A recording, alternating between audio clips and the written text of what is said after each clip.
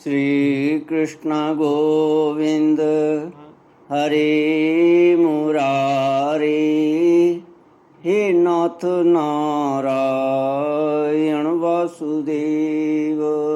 श्री कृष्ण गोविंद हरे मुरारे, हे नाथ नारायण वासुदेव। ओम नमो भगवते वासुदेवाय।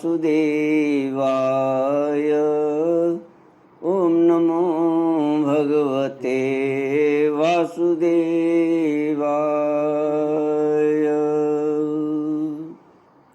कृष्णाय वासुदेवाय हरये परमात्मने प्रणतक्लेशनाशाय गोविन्दाय नमो नमः। सच्चिदानन्दरूपाय विश्वोत्पत्त्यादिहेतवे तापत्रयविनाशाय श्रीकृष्णाय वयं नमः।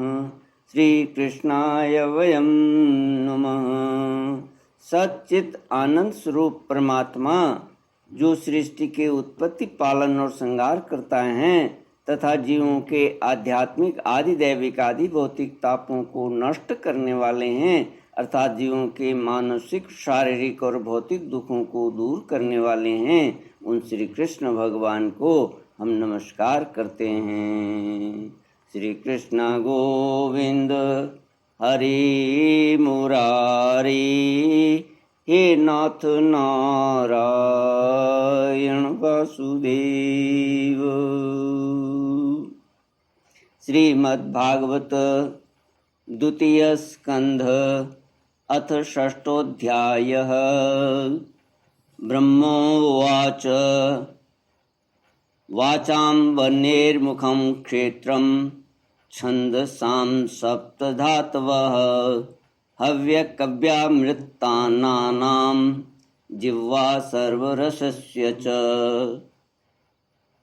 सर्वासूनां च वायोश्च तन्नासे परमायने अश्विनोरोषधीनां च घ्राणो मोद प्रमोदयो रूपाणां तेजसां चक्षुः दिवः सूर्यस्य चाक्षिणी कर्णो दिशां च तीर्थानां श्रोत्रमाकाश शब्दयोः।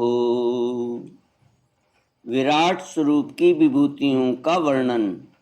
ब्रह्मा जी कहते हैं,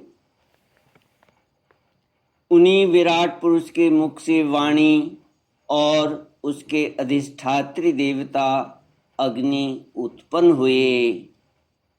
सातों छंद उनकी 7 धातुओं से निकले हैं। सातों छंद गायत्री, त्रिष्टुप, अनुष्टुप, उष्णिक, बृहति, पंक्ति और जगति, ये 7 छंद हैं।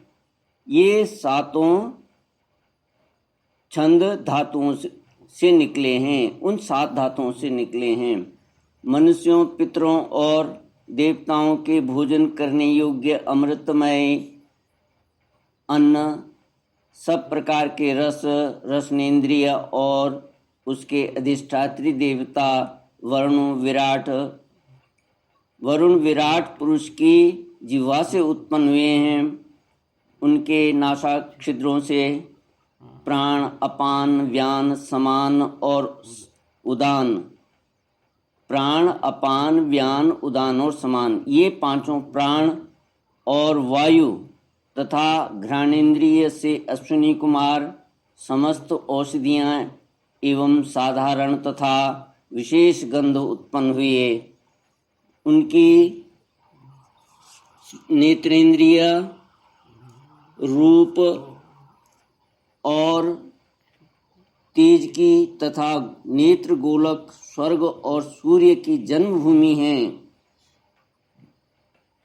उनकी नेत्रेंद्रिय रूप, किनकी? विराट पुरुष की नेत्रेंद्रिय रूप और तेज की तथा नेत्र गोलक स्वर्ग और सूर्य की जन्मभूमि हैं।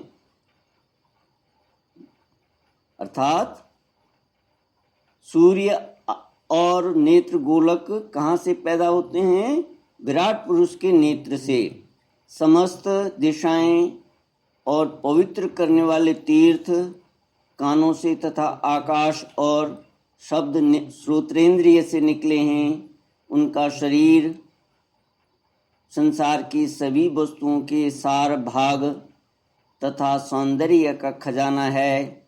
सारे यज्ञ, स्पर्श और वायु उनकी त्वचा से निकले हैं। उनके रोम सभी उद्भिज पदार्थों के जन्म स्थान हैं, अथवा केवल उन्हीं के जिनसे यज्ञ संपन्न होते हैं। उनके केश, दाढ़ी, मूंछ और नखों से मेघ, बिजली, शिला एवं लोहा आदि धातुएं तथा भुजाओं से प्रायः संसार की रक्षा करने वाले लोकपाल प्रकट हुए हैं। उनका चलना फिरना भू, भुव, स्व तीनों लोकों का आश्रय है। उनके चरण कमल प्राप्ति की रक्षा करते हैं और भयों को भगा देते हैं तथा समस्त कामनाओं की पूर्ति उन्हीं से होती है। विराट पुरुष का लिंग जल, वीर्य, सृष्टि, मेघ और प्रजापति का आधार है तथा उनकी जननेन्द्रिय और मैथुन जनित आनंद का उद्गम है। नारद जी, भगवान ब्रह्मा जी कहते हैं, नारद जी, विराट पुरुष की पायु, इंद्रिय, यम, मित्र और मल त्याग का तथा गोदाद्वार, हिंसा, निरृति, मृत्यु और नरक का उत्पत्ति स्थान है। उनकी पीठ से पराजय, अधर्म और अज्ञान, नाड़ियों से नद नदी और हड्डियों से पर्वतों का निर्माण हुआ है। उनके उदर में मूल प्रकृति, रस नाम की धातु तथा समुद्र, समस्त प्राणी और उनकी मृत्यु समाई हुई है। उनका हृदय ही मन की जन्मभूमि है। नारद, हम तुम धर्म, सनकादि, शंकर, विज्ञान और अंतःकरण सब के सब उनके चित्त के आश्रित हैं। कहाँ तक गिनाएं? मैं, तुम्हारे बड़े भाई सनकादि, शंकर, देवता, दैत्य, मनुष्य, नाग, पक्षी, मृग, रेंगने वाले जंतु, गंधर्व, अप्सराएं, यक्ष, राक्षस, भूत, प्रेत, सर्प, पशु, पितर, सिद्ध, विद्याधर, चारण, वृक्ष और नाना प्रकार के जीव जो आकाश, जल या स्थल में रहते हैं, ग्रह, नक्षत्र, केतु, पुच्छल, तारे,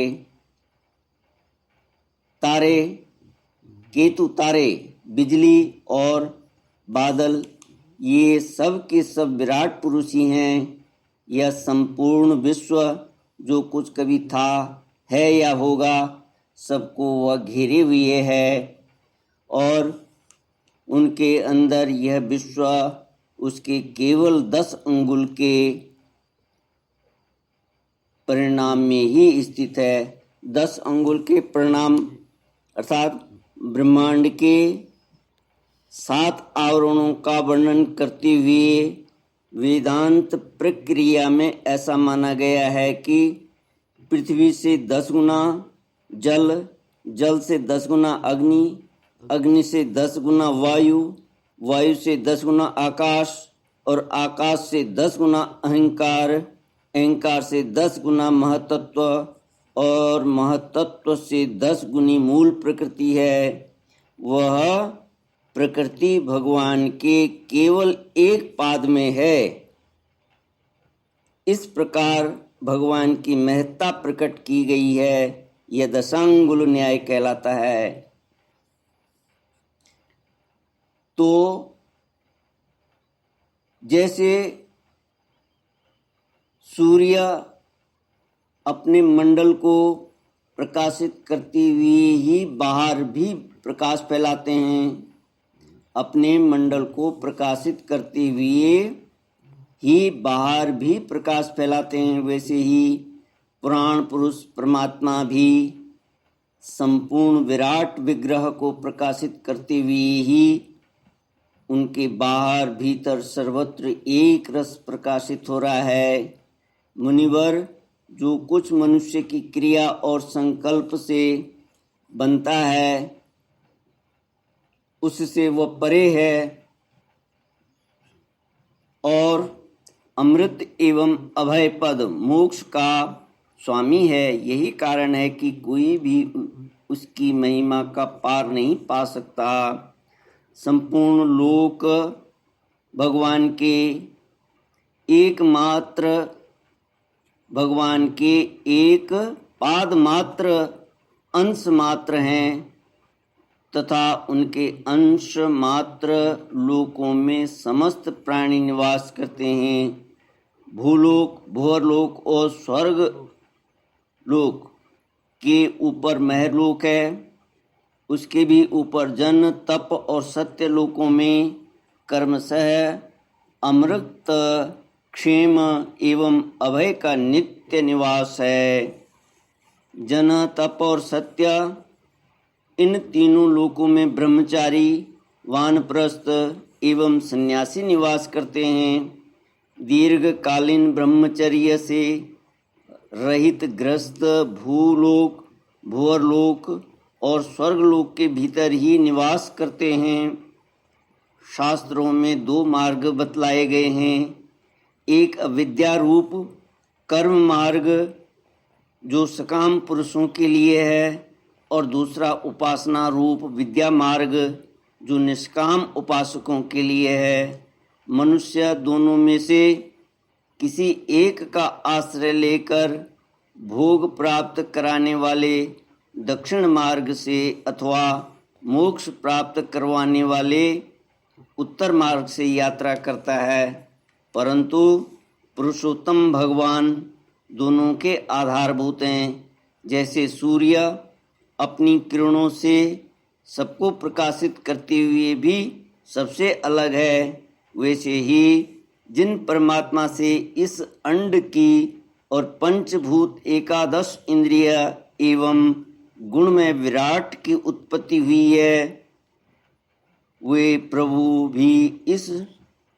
प्रभु भी इन समस्त वस्तुओं के अंदर और उनके रूप में रहते हुए भी उनसे सर्वथा अतीत हैं।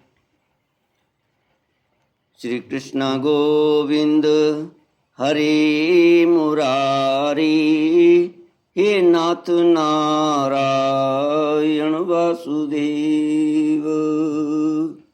ओम पूर्णमदः पूर्णमिदं पूर्णात् पूर्णमुदच्यते पूर्णस्य पूर्णमादाय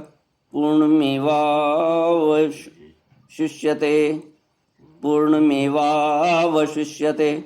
ओम शांति शांति शांति। हरि ओम श्री गुरुभ्यो नमः। हरि ओम।